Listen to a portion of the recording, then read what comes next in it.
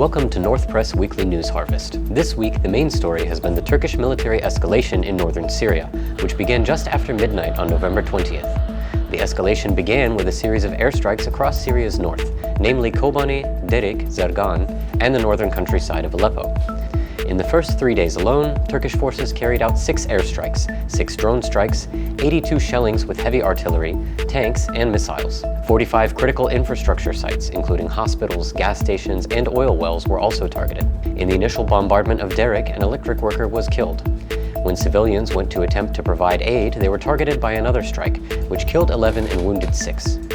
As a result of the bombardments of electrical stations, over 60 villages lost electricity. A journalist from the local Hawar agency was killed in Derik, and a Turk TV correspondent was injured in Kobani. A children's hospital in Kobani was also completely destroyed. On November 23rd, Turkish airstrikes targeted Al-Hol camp, after which several ISIS families fled the camp.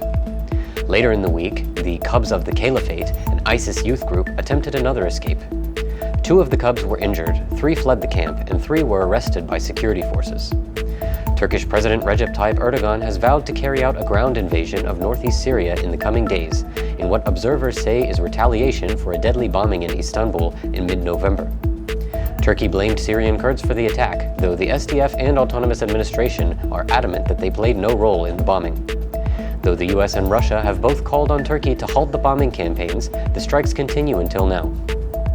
Local residents continue to protest outside of the Russian base in Kamishli and the UN headquarters, as well as outside of the US base in Asake. Also this week, 4 Iranian rockets were fired at a US base near Shadadi. Heavy rainfall led to floods in Sarakania camp, damaging 285 tents and displacing many camp residents. This has been North Press Weekly News Harvest. Visit our website and social media channels for more daily and weekly news updates.